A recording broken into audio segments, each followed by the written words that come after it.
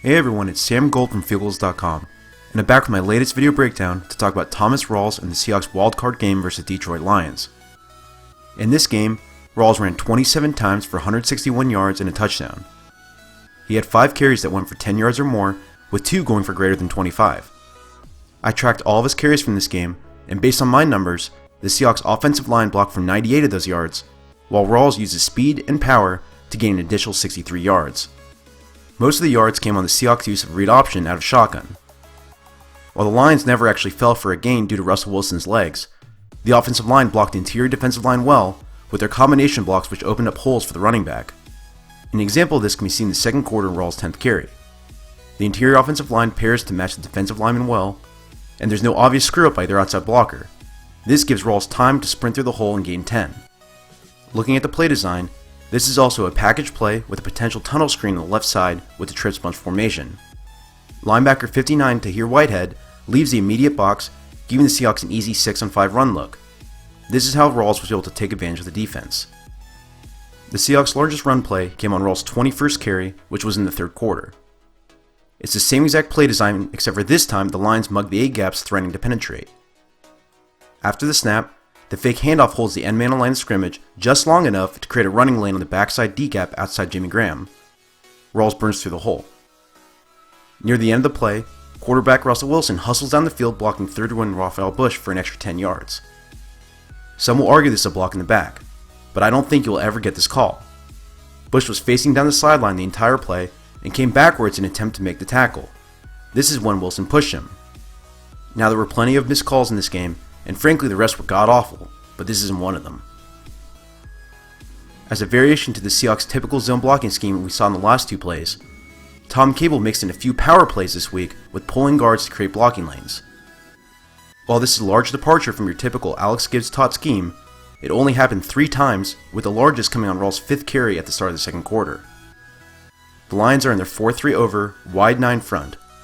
The Seahawks call a power overrun to the right. Justin Britt downblocks the nose tackle, while Mark Lewinsky pulls across the formation. On the play side, Ifedi and Gilliam combo block Coyote Nada, which creates a hole. Rawls almost doesn't see it, but he cuts back into open space, breaking a tackle to gain extra yards. Another trend of this game was how well tight end Luke Wilson blocked. He did a much better job than usual, where he actually aimed his cut blocks, making sure he got contact with the defender. Versus the Rams, I specifically called him out for whiffing multiple sift blocks.